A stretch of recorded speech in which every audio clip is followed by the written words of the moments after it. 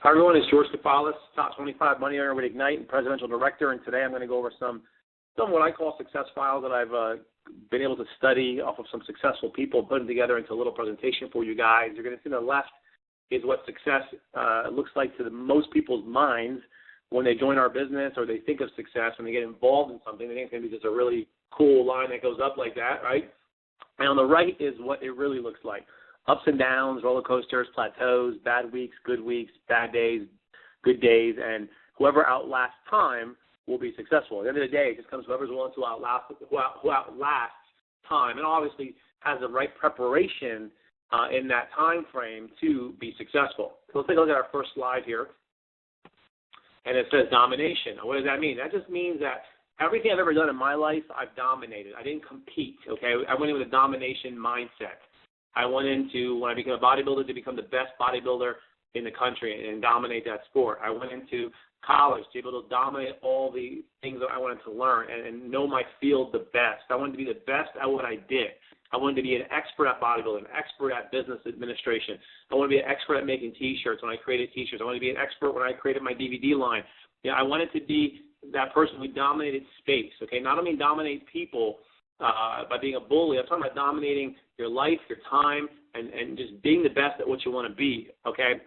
So, like, for example, I'm always on the offense. I have people that are in management mode or defense mode, and they're like, well, I'm going to start doing this and slow down a little bit. No, you don't want to do that. I mean, think about it. When you're playing soccer, football, hockey, basketball, don't you want to be on, if you could, wouldn't you as a team want to be on offense the entire time? I know that I would want to be on offense the entire time.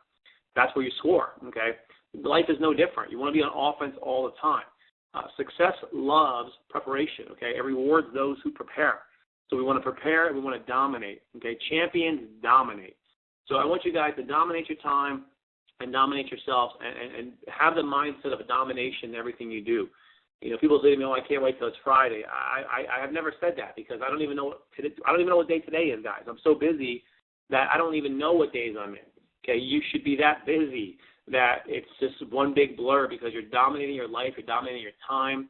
If you want to rest on Sundays, that's fine. I understand that. God decided to build the universe on day 7. He rested. I can respect that. But what I can't respect is people that are resting Saturday and Sunday and they didn't create anything all week. Okay, that to me, it makes no sense.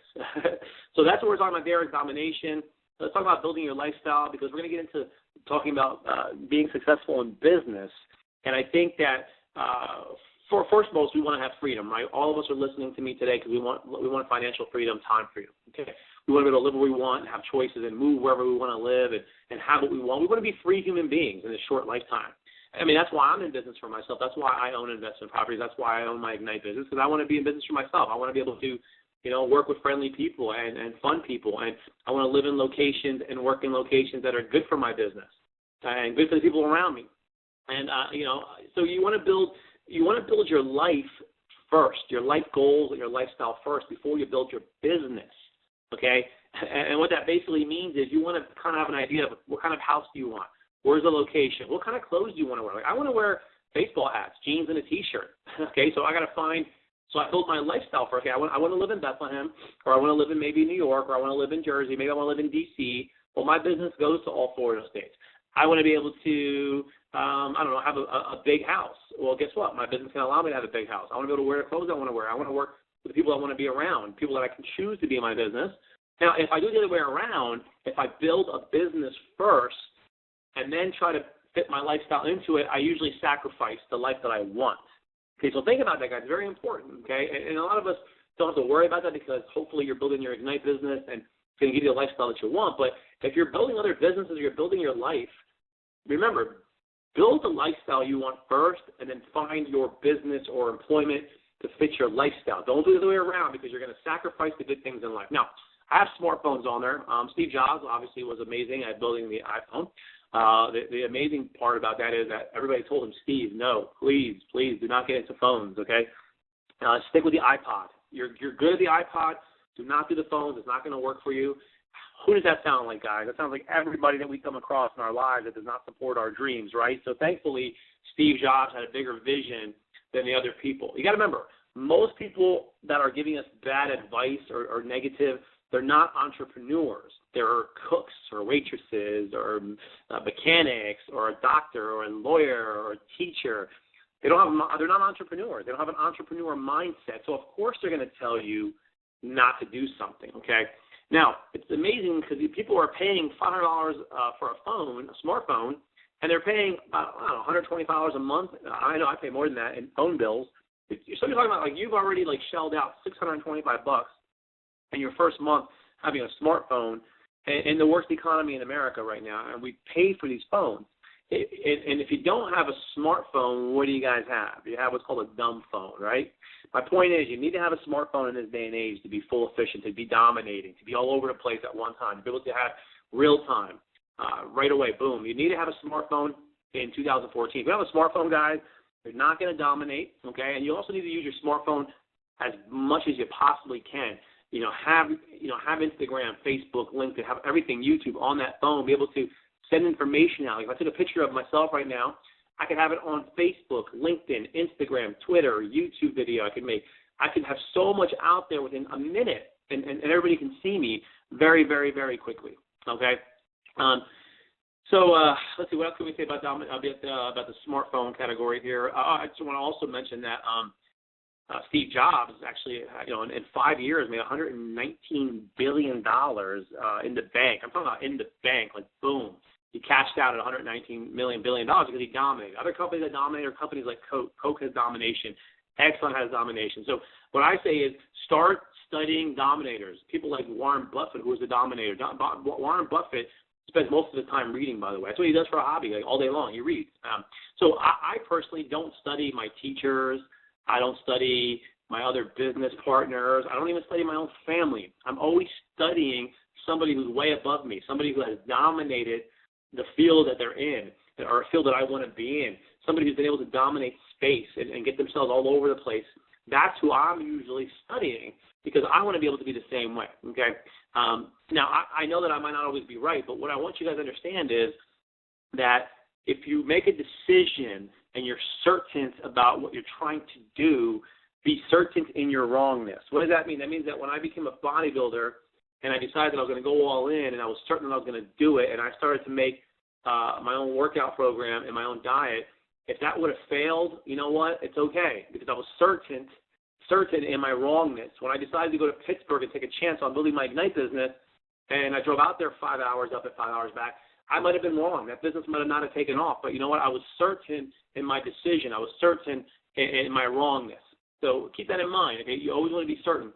So let's talk about legends. What does this mean? This basically is these are people that have been dominators in our country who have had a lot of success. Maybe a top real estate agent, maybe a top sports athlete, maybe a top person in network marketing. Okay, but somewhere along the line they lost interest and they don't want to dominate anymore. Okay, they're not in the game anymore. They're living on yesterday's achievements. I always say, don't let your victories become your defeat. And I say that in network marketing, where you have people that are in the top 25 income earner brackets, and now all of a sudden they went from top 25 income brackets, and they're actually not even in the top 25 anymore. They're sliding back because they lost that hunger. They're not hungry anymore. They're not reading anymore. They're not learning anymore. They're not improving anymore. They're not showing up to webinars or seminars or conventions anymore, okay? I personally want to be around people who have a dominating personality, who want to dominate everything they do.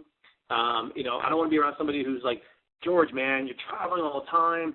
I see you on Facebook. You're always working. And, hey, get some rest. Like, you need to go on a vacation. No, listen, you get some rest. Maybe you're tired. Maybe you need a vacation. But, like, I don't know anybody who's ever died from working, okay? And I'm not going to get burnt out. The reason why I'm not going to get burnt out is because I'm not going to lose my purpose. People get burnt out in life because they lose their purpose. And when they lose their purpose, they pretty much start going down. They go from the top to the bottom.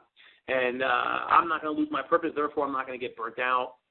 So they can go and get their rest, and they can rest, okay, and I can continue to grow my business. Now, the 4 downfalls of success I think is very important. I have a lot of information I want to go over here. I have some notes here too because there's a lot that I really want to go over. I don't want to miss anything. Number 1 is uncertainty. Guys, you have to be certain, okay? If you are uncertain, I am uncertain. So if you're uncertain, I am uncertain, okay? Think about that. And I have so many people that I come across who just have an uncertain energy about them, and it just makes me all of a sudden want to flee, because the brain, when it gets confused or doesn't think something's right, it just flees away. So if you get uncertain, I get uncertain, okay? And if you're getting uncertain, then I don't know if I want to do it anymore, okay? And you got to ask yourself, what do I need to study, and what do I have to involve myself on a daily basis to make myself certain about what I'm doing? So you have to be certain. It's very important, okay? You got to be certain of your value. What is your value as a person? What is your value? The world will only give you what you believe you're worth. And at the end of the day, people will only give you what you believe you're worth. So you have to be certain of your value. I basically remind myself every day what my value is. I believe that I deserve to make, 6 figures in a business. I believe I deserve to be a top money earner. I believe I deserve to own investment properties. I dominate. I'm not a spectator. I don't want to be a spectator. I want to be a dominator. Spectators, they pay while players get paid, okay? There's a big difference there. So, number one, to be successful, learn to be certain. You know if you're uncertain. You know it. You feel it. You can tell. You don't have that confidence, so you work on that. Number two is obscurity, okay? What does that mean? It means nobody knows you. So you need to start blogging, tweeting, using YouTube, Facebook, posts, LinkedIn. People need to know who they are doing business with. Guys, I sponsor over 50 people on social media. I got myself out there, okay? I got myself out there all over the place. Boom. Check out this business. Check out this business. Check out this business. Check out this business. When I was bodybuilding, look at these muscles. Look at these muscles. Look at these muscles. It was all over the place. Back then there wasn't as much social media, but I was all over the place. I was making sure that I was doing photo shoots. I was making sure that I was doing videos. I was making sure that I had pictures on MySpace, on YouTube. I mean, I went from nobody knowing who I was to people starting to notice me. They started to notice who I was, okay? And that really is really key. You got people that say, well, I don't have time for social media. I don't have time for social media. I don't have time for social media. I'm running a business. Yeah, you're running a business into the ground, because in this day and age, if you're not on social media, you're not going to be successful. It's just the world is changing. The world is changing. I'm even thinking of, publishing my first book this year. I'm going to tell you right now, I'm not writing a book to make money. There's no money in writing books. At least not for me, there won't be. The average American reads 1 book a year. So why would I write a book? The reason why I would write a book is to dominate space, to get myself out there again. I want readers to know who I am. The top CEOs, though, in America all read 5 books a month. So they read about 60 books a year, okay? And I'm hoping that those are the kind of guys that are going to see my book, and they're going to definitely be, and I want to be that guy who reads 5 books a day too. When I read a book myself, I'm going to be honest with you, I'm not looking to get $10 out of it. What does that mean? That means when I read a book, I'm looking for the $1 million prize. Like, what is that prize in that book? I can get $1 million. I can get $1 million idea, or $1 million thinking strategy out of this book. Because at the end of the day, whether it's $10 or $1 million, guys, it's the same work, the same time, the same BS, the same rejection. It's all the same work. So if it's going to be the same work, have your value high. Be worth more to what you think you are, because if you're worth $40,000, you think you're worth $100,000, it's going to be the same work to get those checks. Okay, I'll give you an example right now. If there was a homeless man and I needed to help him have more success, okay, I would not change. Believe it or not, I would not change his location. I wouldn't take him off the street corner. I'd leave him right where he's at. Let's say he's on 5th Street in Allentown. I'd leave him right there. I wouldn't put a suit on him. I'd say, listen, keep the same clothes on and stay in the same location. But I'm still going to help you become more successful. Overnight, I'll help you become more successful. How am I going to do that? I'm going to change his ask. What does that mean? I just got done telling you guys that when you're reading a book, instead of looking for $10 to come out of that as far as growth, look for that $1 million idea in that book. And I'm going to change his ask. Meaning, instead of him going, hey, excuse me, sir, can I get a quarter? Excuse me, can I get a nickel? There was a lady came to me in Pittsburgh. Excuse me, sir, can I get 50 cents? Change your ask. Hey, excuse me, sir, can I get $100? Excuse me, sir, can I get $50? Excuse me, sir, you can get $20? I will tell you right now, if anybody's homeless listening to me, they're probably going to make a fortune. But my point is, you change that ask, and you change the value of what you believe you can get, and you'll see how much more successful you're going to be. I guarantee you that homeless person will have a lot more success asking for $100 than he's going to asking for a quarter. I can promise you that right now. Now, number 3 is people are not thinking of you. Guys, if you're not on their mind, they're not going to think of you. How many times does it happen where you're like, you sell flooring, or you sell rugs, or you're a mason, or you're a painter? Someone's like, oh, my God, I just painted my house. I forgot about you. Oh, I just had concrete work done. I completely forgot about you. That's probably happened to everybody, okay? So when they want to pull the trigger, they don't think of you. They're not thinking of you. And that's where, again, the obscurity of making yourself out there. When people start having problems with their energy, guess who they call, email, or Facebook? Me. When people want to lose weight or want to build muscle, I'm the first person they think about. They're thinking about me. Think about that. Think about that, okay? And lastly is persistence. Guys, persistence is the key, okay? It's very hard to be persistent, though, if you're thinking I'm going to try this 2 or 3 times and I'm going to give up, okay? I remember when I first joined Ignite, I basically, the first day, I called a friend of mine that whole entire week, like 5 days in a row. Still hadn't called me back. At the time, my ex said to me, I can't believe you keep calling this guy. He's going to think you're crazy. And I said, well, I called you like that, and it worked on you, didn't it? It worked, okay? So persistence is key. I mean, I'll give you an example. I mean, there's been times in my life, and this is not to put anybody down, but I've seen, like, I would say a man who I would not consider attractive. Nothing wrong with that. I mean, there's going to be attractive people and people that are not attractive. That doesn't really mean anything. But my point is, he's not the most attractive guy in the world, and he has the most beautiful girl, more beautiful than a girl that I could get, okay? And you wonder to yourself, how the heck did that guy get that girl? At the end of the day, guys, it was persistence that got that girl. I mean, I know a friend of mine who for 14 months, okay, here's what happened. He called me up and was like, hey, look, man, I found my wife. And I was like, really? How long have you been dating her? He's like, she doesn't even like me. I'm like, what are you talking about? He goes, well, I've seen her. I have a friend that knows her. I'm going to marry her. I'm like, okay. So he gets her number. He leaves her voicemails twice a month for 14 months. She never, ever responds until finally she got sick of him, sick and tired of him calling her. She finally was like, all right, I'm going to go out with this guy. And guess what? They got married, okay? So think about that persistence, how important persistence is. It's very, very important. When you're certain about something, you have to be persistent, okay? I'll give you an example. Let's say you're a parent and you have a child who is about to cross the street and he's going to get probably hurt. You would be super persistent to stop him from crossing that street, right? Because you believe he's going to get hurt. So if you believe in an idea, your business, yourself, you have to be persistent. I mean, you're trying to do something good for somebody. They just don't know it yet. They don't know it yet, guys. Okay, it's not. And when you think you're pressuring somebody, you're not really pressuring them. It's more about that you believe in something so much. Okay, you pressured your kid up across the street. Why wouldn't you pressure somebody if you believe in something really well? I mean, if they see the information, they don't want to be involved. There's nothing else you can do. But until that point, you want to complete that circle. In my lifetime, I've always set targets, large targets. I've never, ever dropped my target, meaning I never lowered my target. I've never done that. Now, when you're a kid, you have these huge targets, and what happened? People will tell you, no, your target's too high, your goal's too high. Lower your standard, lower your goal. And then you would lower your goal. And guess what? You lower your goal, you add 40 years to that equation, you end up with nothing. And it's not congruent with your potential. Lowering your goal is not congruent with your potential. I never lower my goals, guys.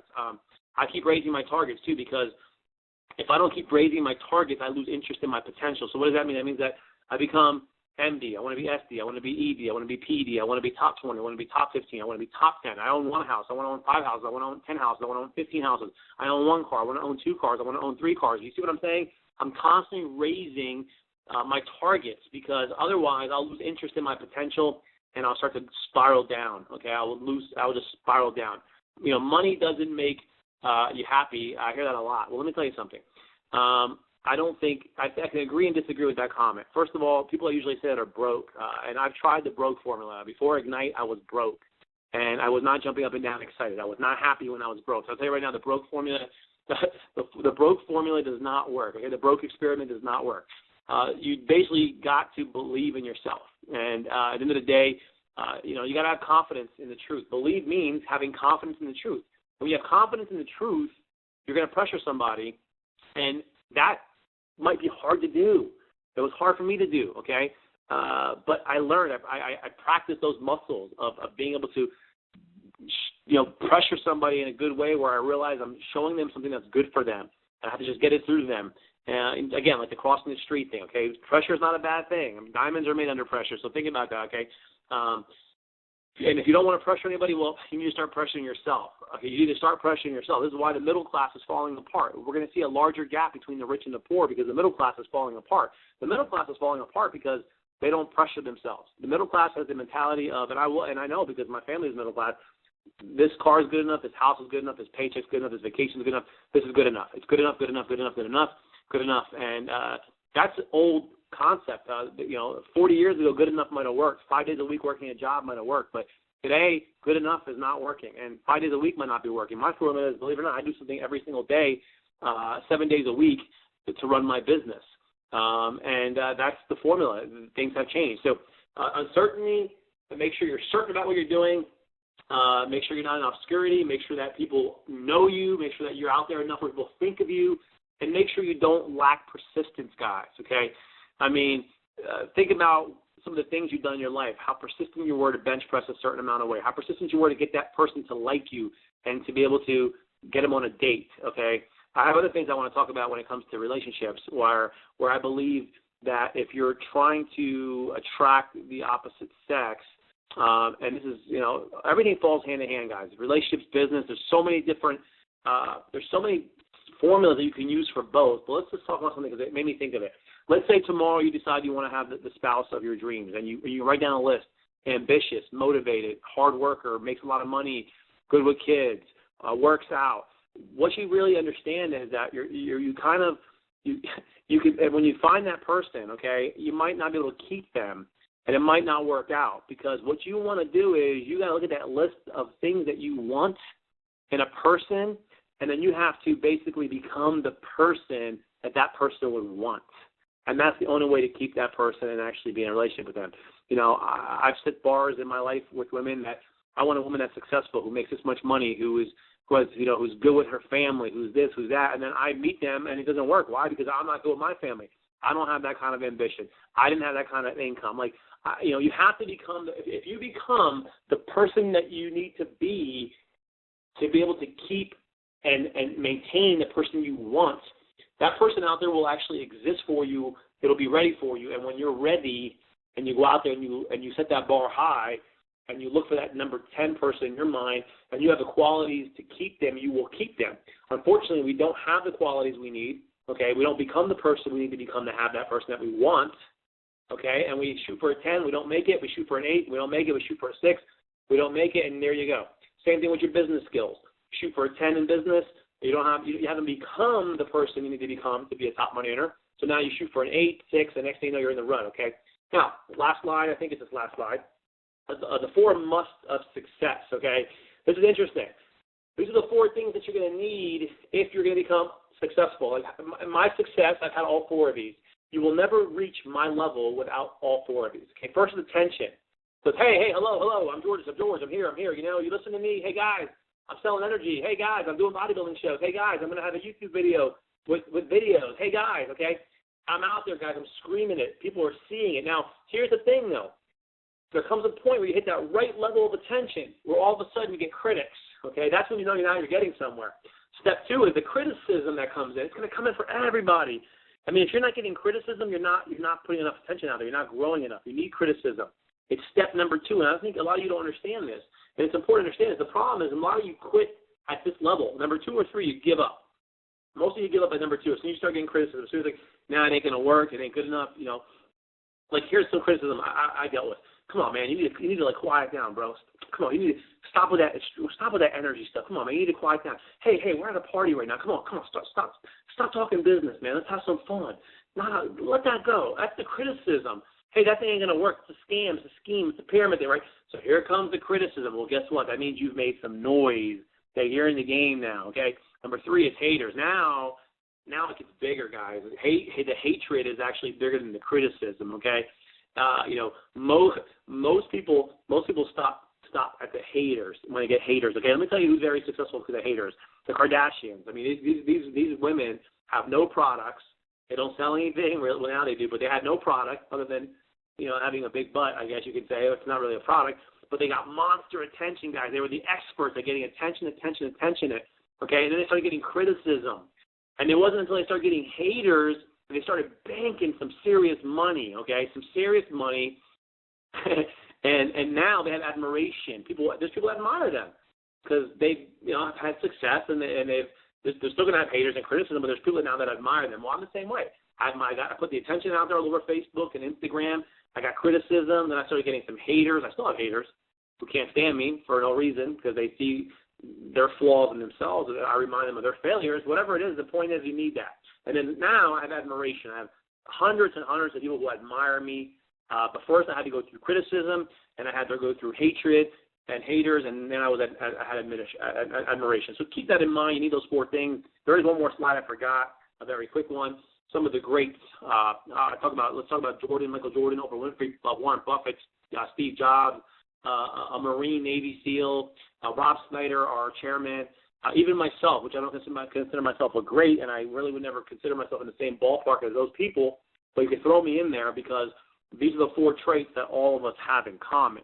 The 4 important traits. Immersion, which means basically immersing yourself completely in your belief, in your dream, in what you're trying to accomplish, immersing yourself in your complete domination. Number 2 is being dedicated completely, okay? Just being that dedicated person who is 110% dedicated to what they're trying to accomplish. Commitment, which means basically, look at Michael Jordan. He used to shoot, thousands and thousands of free throws. Look at Warren Buffett reading books over books over books. Look at me. Look, guys, I'm immersed. I do meetings every week. I'm doing webinars. I'm on meetings every week. I'm dedicated. I have a commitment. I'm making videos for you guys. I'm doing this right now. And I'm duty-driven, which is the 4th trait, which is very important. That means that you get to a point where the greatest people in the world that are at their trades started to do what they did because they didn't need money anymore. They did it without the money. Okay, it felt like it was a necessary need, a human duty to help other people. And I'm at that point now where I don't do Ignite. I don't buy properties to make money. Don't get me wrong. I want to increase my wealth, but I do it more because I'm duty driven. These are the 4 important steps that all greats have. So at the end of the day, guys, what I'm trying to teach you is basically to have a dominating attitude, immerse yourselves into books. Please immerse yourself into books, CDs, great YouTube videos, audio books. I need you guys to break out of obscurity. This is why I'm having my birthday party at the Sands. This is why I'm inviting all of you to the birthday party. Why?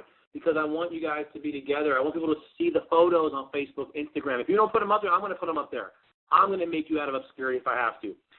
But it's all methodical. Don't get me wrong. I still want to have a great birthday party. But I am methodical in everything I do and making sure that I'm not obscure, making sure that people think of me. And, and it works, okay? So break out of your obscurity. Learn to get attention for yourself, for your business, for your goals, for your dreams. Okay, at the end of the day, if you're listening to this, I'm going to tell you right now, you're a hero. And what I mean by that is the economy needs people like you and me. The government is not what builds the economy, okay? It's entrepreneurs and business people with large visions who create things, who create opportunity, who create jobs, who create innovation, who keep the world going. That makes it what it is. And those are people like us. I hope this is something new for your brain. Knowledge is power. We constantly have to grow. And I thank you so much for listening. And I look forward to my next video or next PowerPoint that I create. It excites me. It keeps me focused, and it keeps me also being the teacher. It's important for me to teach because it keeps me taught too. So anyway, with that being said, take care.